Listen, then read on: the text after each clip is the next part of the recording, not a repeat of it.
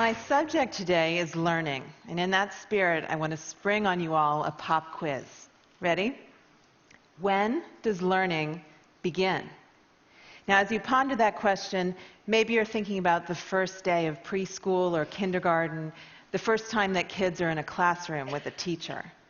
Or maybe you've called to mind the toddler phase when children are learning how to walk and talk and use a fork. Maybe you've encountered the 0 to 3 movement, which asserts that the most important years for learning are the earliest ones.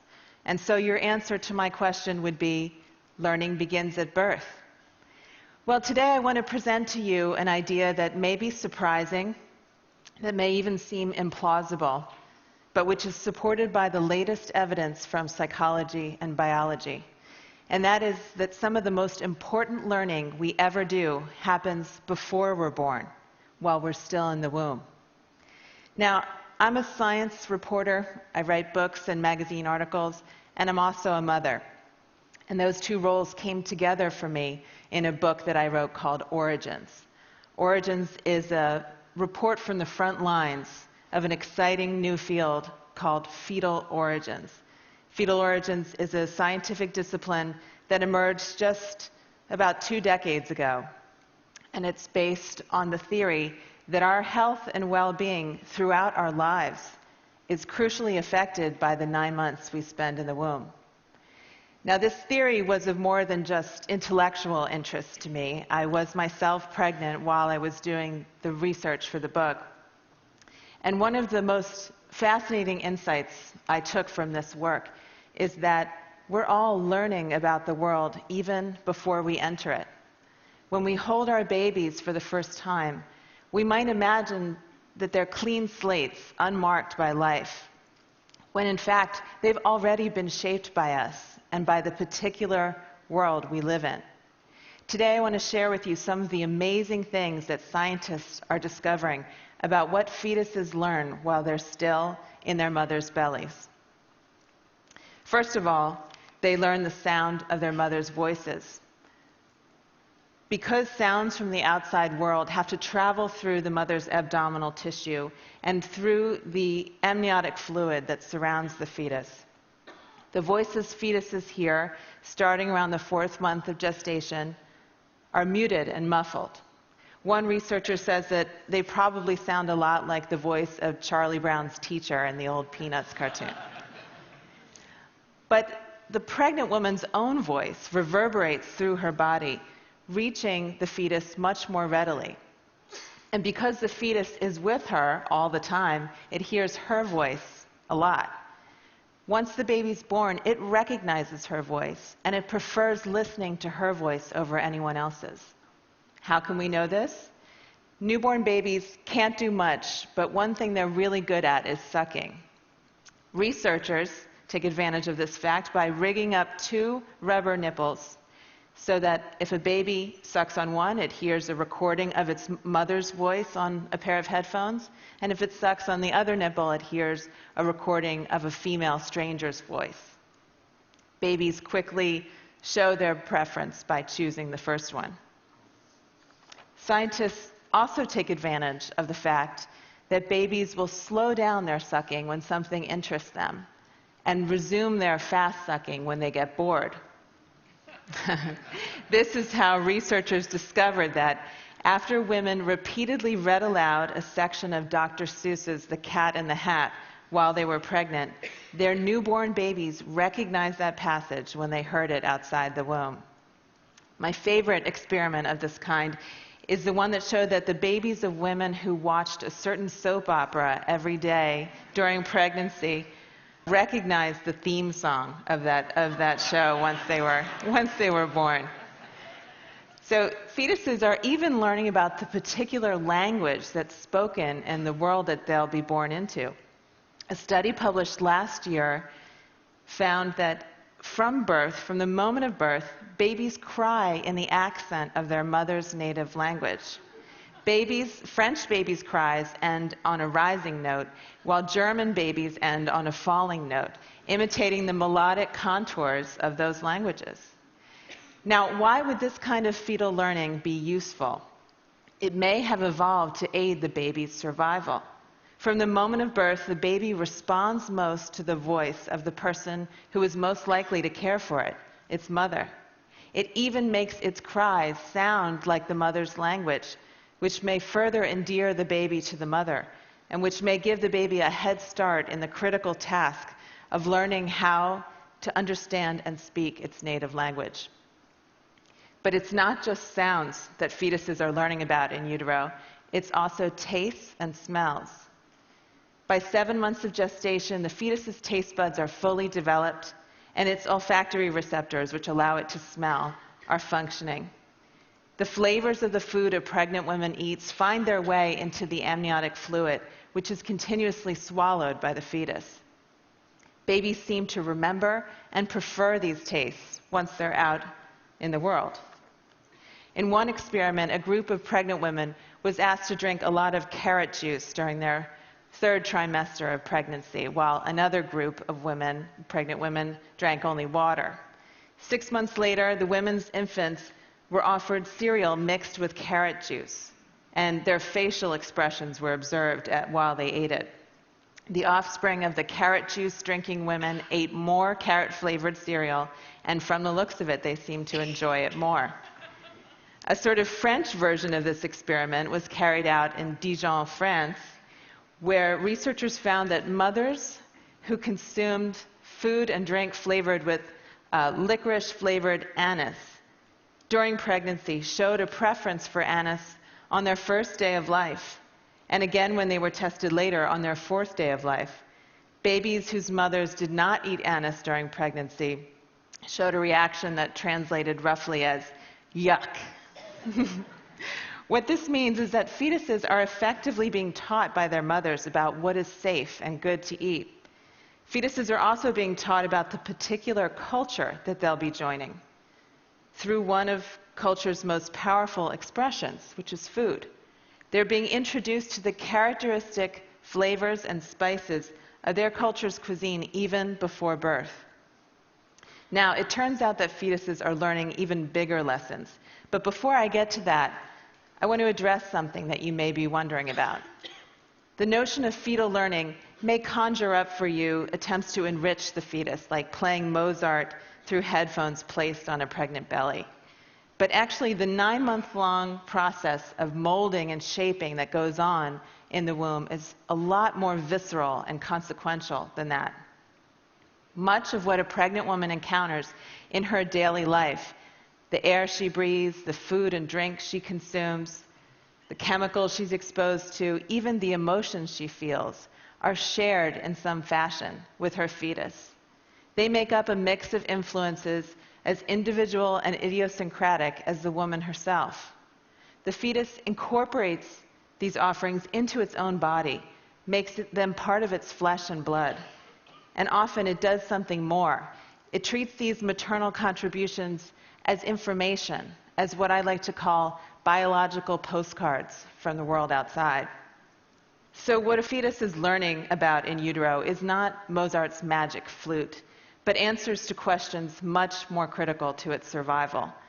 Will it be born into a world of abundance or scarcity? Will it be safe and protected, or will it face constant dangers and threats? Will it live a long, fruitful life or a short, harried one?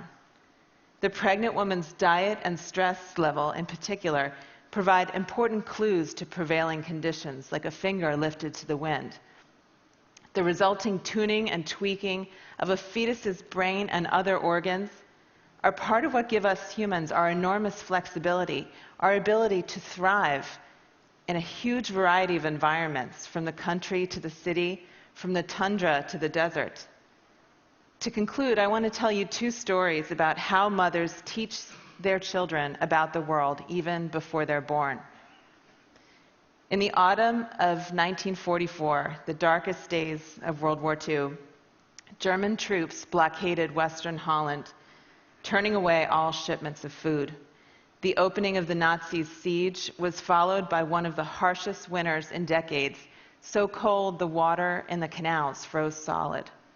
Soon food became scarce, with many Dutch surviving on just 500 calories a day, a quarter of what they consumed before the war. As weeks of deprivation stretched into months, some resorted to eating tulip bulbs.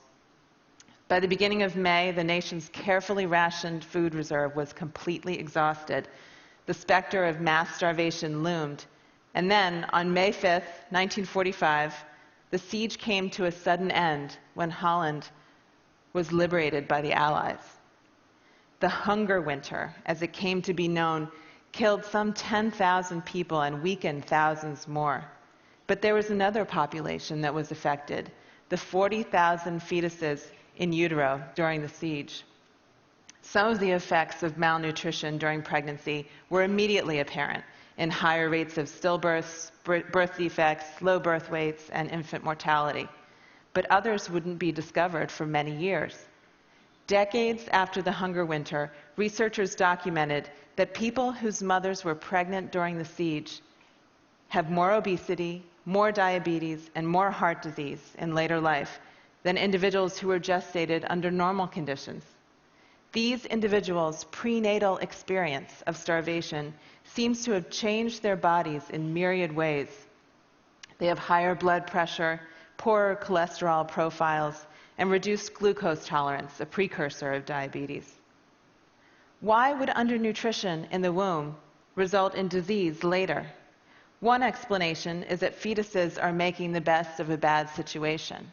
When food is scarce, they divert nutrients towards the really critical organ, the brain, and away from other organs like the heart and liver. This keeps the fetus alive in the short term, but the bill comes due later on in life when those other organs, deprived early on, become more susceptible to disease. But that may not be all that's going on. It seems that fetuses are taking cues from the intrauterine environment and tailoring their physiology accordingly. They're preparing themselves for the kind of world they will encounter on the other side of the womb. The fetus adjusts its metabolism and other physiological processes in anticipation of the environment that awaits it. And the basis of the fetus's prediction is what its mother eats.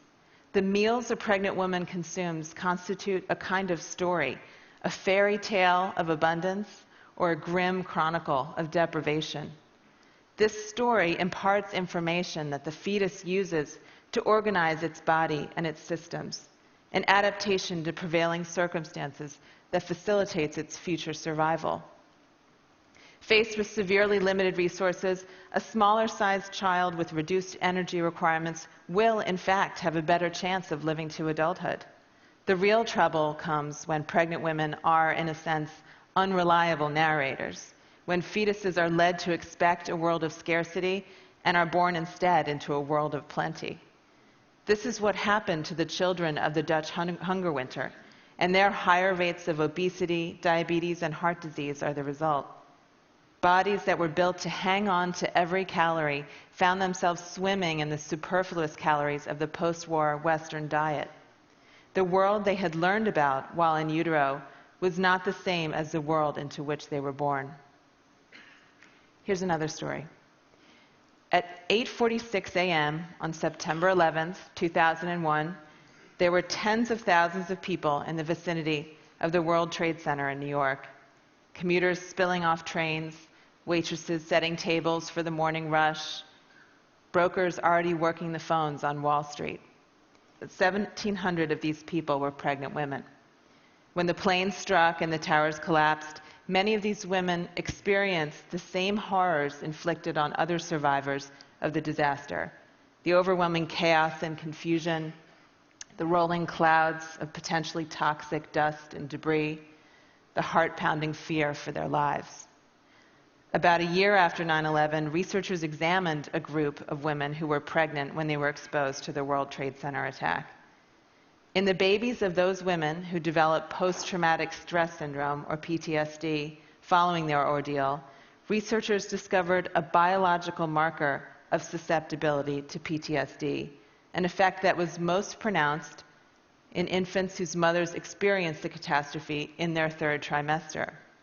In other words, the mothers with post-traumatic stress syndrome had passed on a vulnerability to the condition to their children while they were still in utero. Now consider this. Post-traumatic stress syndrome appears to be a reaction to stress gone very wrong, causing its victims tremendous unnecessary suffering. But there's another way of thinking about PTSD. What looks like pathology to us may actually be a useful adaptation in some circumstances. In a particularly dangerous environment, the characteristic manifestations of PTSD, a hyper-awareness of one's surroundings, a quick trigger response to danger, could save someone's life. The notion that the prenatal transmission of PTSD risk is adaptive is still speculative, but I find it rather poignant. It would mean that even before birth, mothers are warning their children that it's a wild world out there, telling them, be careful. Let me be clear, fetal origins research is not about blaming women for what happens during pregnancy. It's about discovering how best to promote the health and well-being of the next generation. That important effort must include a focus on what fetuses learn during the 9 months they spend in the womb. Learning is one of life's most essential activities, and it begins much earlier than we ever imagined. Thank you.